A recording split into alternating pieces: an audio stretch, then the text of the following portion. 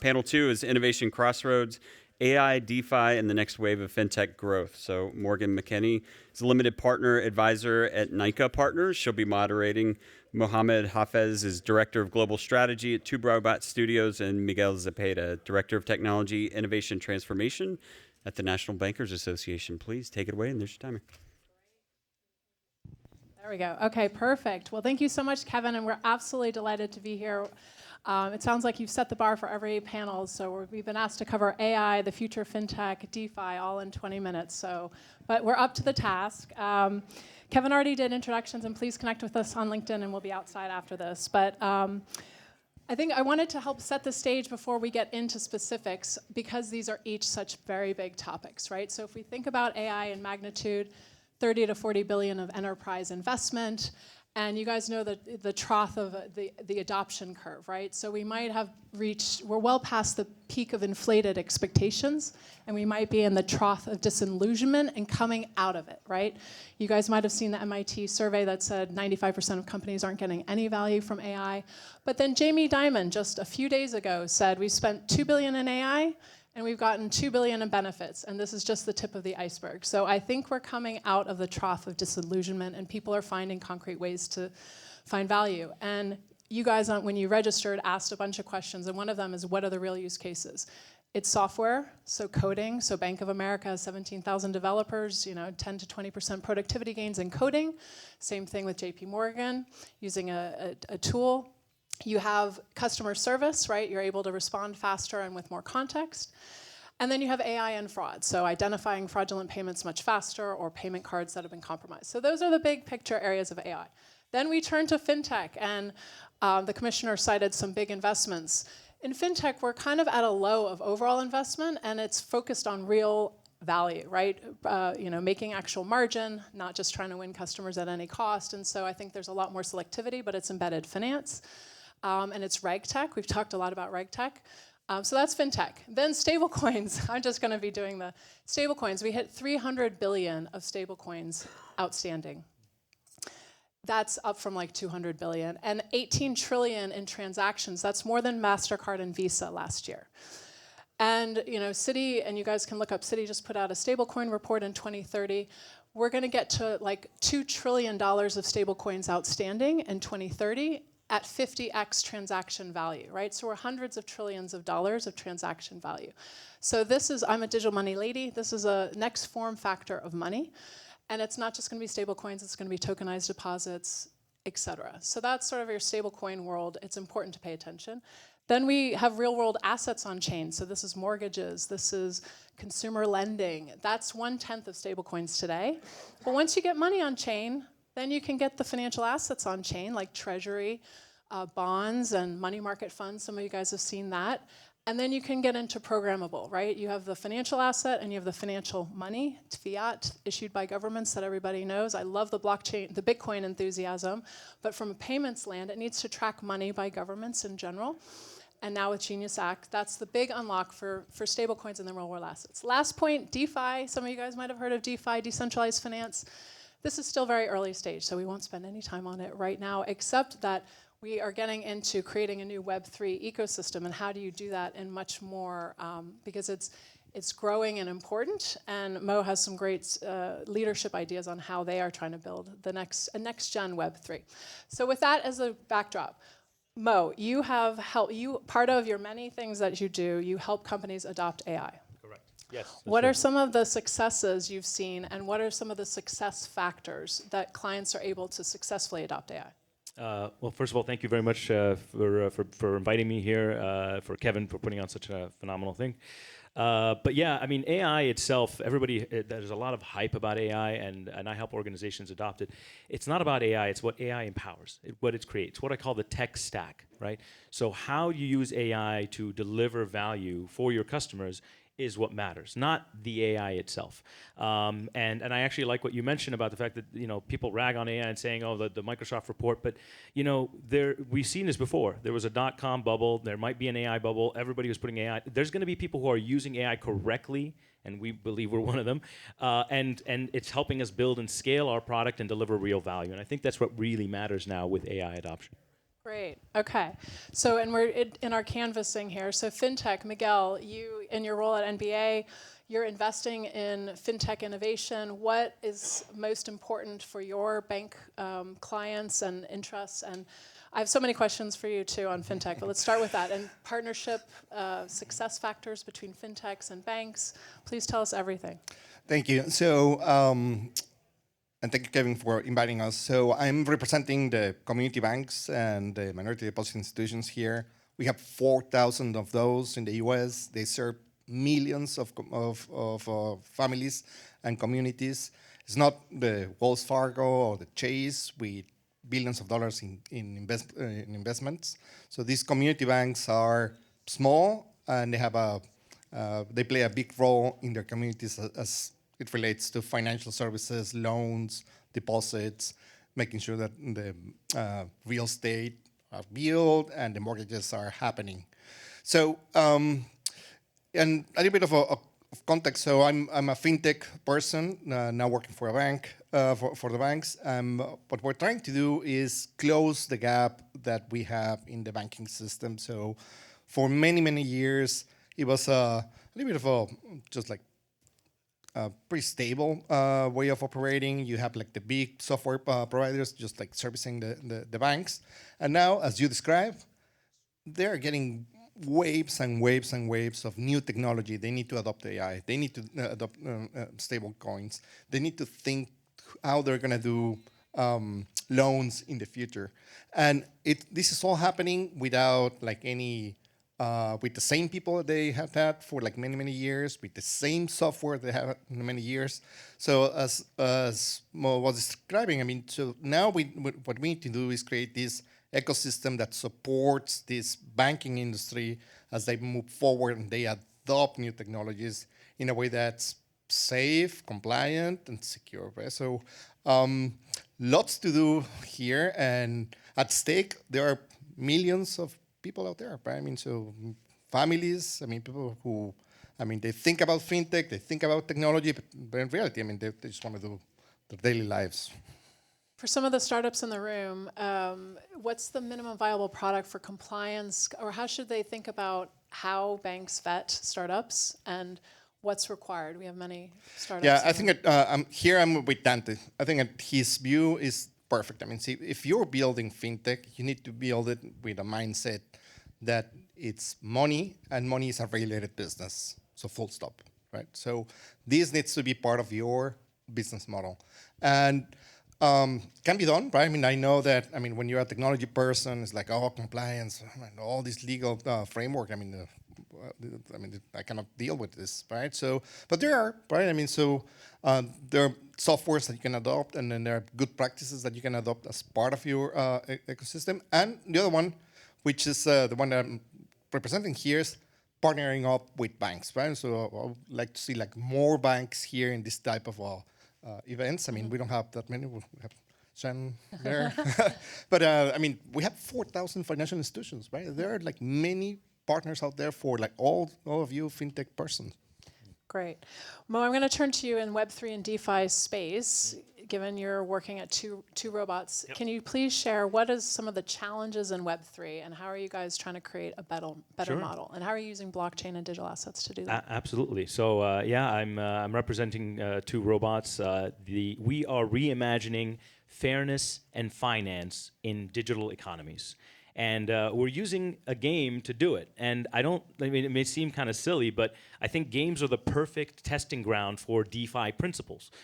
So we're actually able to build a digital economy through this game that is fair and balanced. Web3 actually has a bit of a bad rep in gaming because it seems to a lot of gamers, especially who just want to have a fun time, like it's going to rob them of their money. There's a lack of trust, and so we are actually trying to build trust, because trust is what it's all about. Especially when you talk about compliance, right? Like transparency, custodial, custodial clarity, who owns what when, and then of course KYC, like knowing your customer. All of these things help build trust. So we're doing it in a game. Think Monopoly meets open banking, right? Where the rules are fair, transparent, and we allow people to own their digital assets in the game. So when they play the game, everything that they do in the game allows them to earn essentially like they're NFTs essentially, but it allows you to own your digital assets that have real value on the blockchain. And so we've made it like a nice, easy on-ramp, and we've made it Web3, so it's native Web3, and it allows gamers to just have fun and basically earn money without even without having to get into the nitty-gritty of finance and learning all this stuff. And we make it fun and easy to get into the finance world, into the fintech world. Great. Thank you. So let's turn to stablecoins, given its importance. I call it the killer app as a blockchain practitioner, a killer app of blockchain. And Miguel, given your experience in payments land, plus banking now, and in venture, what are some of the biggest use cases of stablecoin that you see? What do some of your, the 4,000 banks, where do you see that? And also looking internationally as well.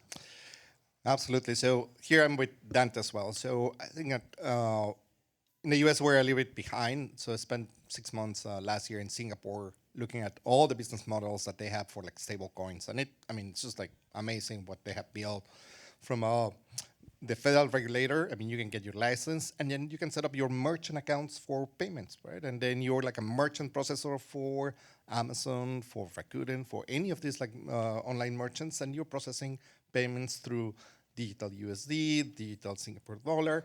So really simple use cases with stable coins, given that all is regulated, that everybody understands what their position is, and then the economics of it. So payments is one that we haven't discussed here just yet, right? I mean, because I think we are a little bit behind. Stable coins in terms of just like deposits, so that people can do the cross borders. I mean, that's the one that I think at this point is like fairly clear for everybody. So the banks that I'm working with, all of them for next year, the priority is how they start either supporting a stable coin, offering a stable coin to the customers, and then just participating in the ecosystem. Here the options is, should they build like a platform? Should they partner up with a platform? Should they just do Circle? So there's still a lot of unknowns here, but believe me, so this is front and center for them for next year. Great. Mo, do you have views on stablecoin? I know you have a native token in your ecosystem, but what's your take? Yeah, I mean, stablecoin is great. I think one of the best ways to explain it, I always like to try and explain things in as simple as possible. If dollars are our trusted play money, right, then stablecoins are their digital twins.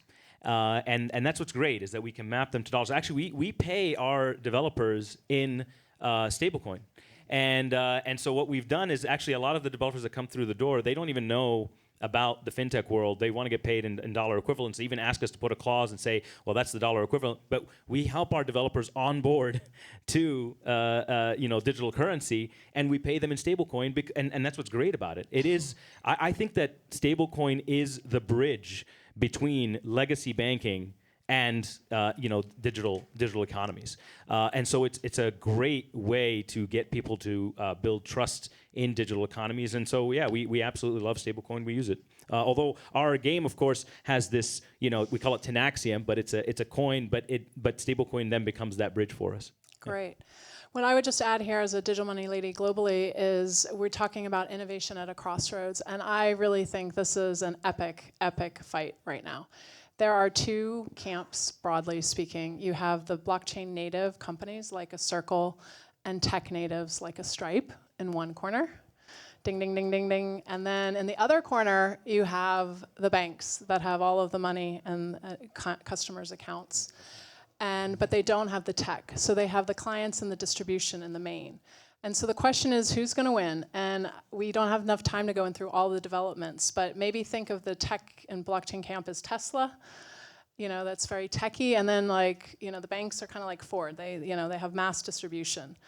And all the banks just announced literally 3 days ago a consortium for stablecoin around G7. Some of you guys might have seen that. Citi, Goldman, Bank of America, lots. Stripe just announced they're going to help their customers issue stablecoin. They launched their new layer 1. So did Circle. So we are really in a big, food fight. So it'll be interesting, but it showcases the importance. And the big implication is, and as a banker, I was at Citi for 18 years.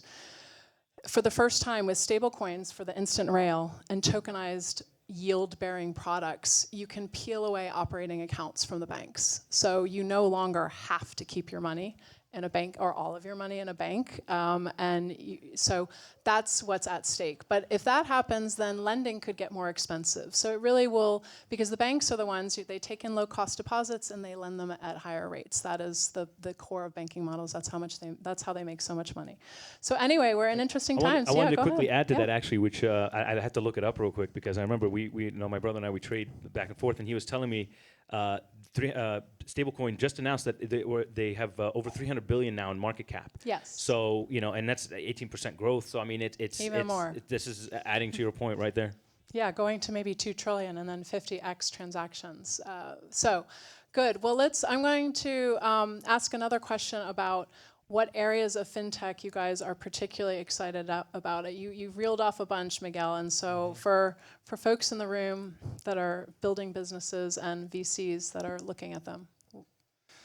So we have still a gap in providing credit in the US, right? So if you're like a subprime borrower, you have very limited access to credit, right? And the problem is that the traditional FICO scores are like hard to use for this demographic.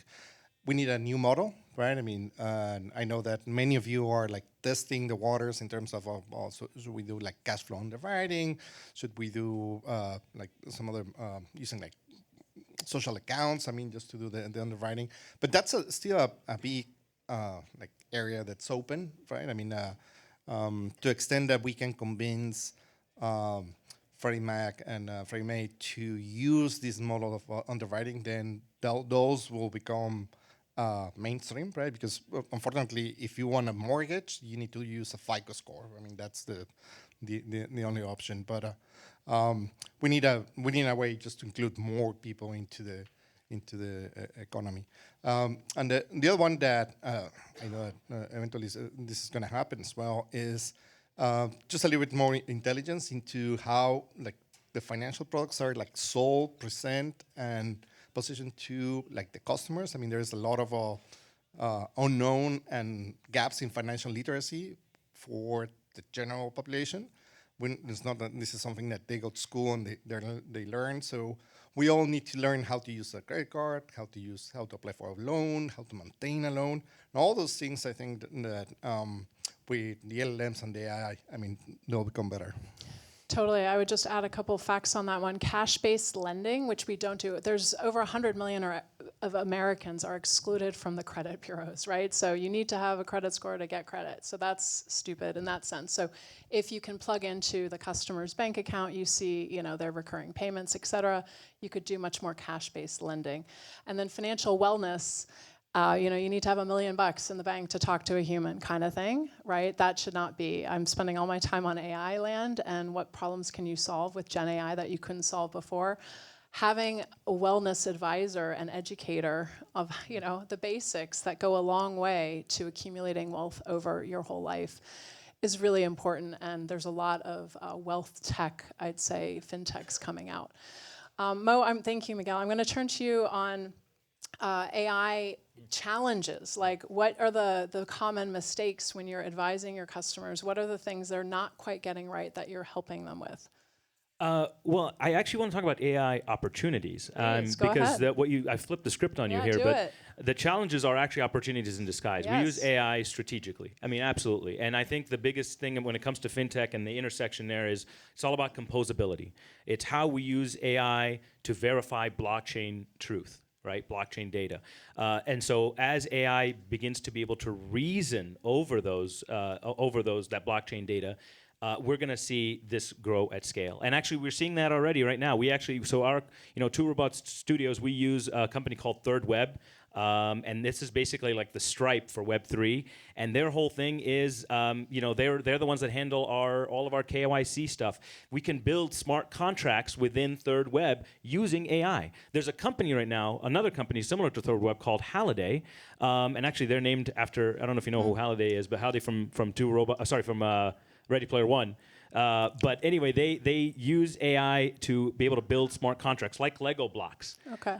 So it's how we use AI in the fintech world that I think will matter. So strategically is really what it's all about. Great. And our Yes.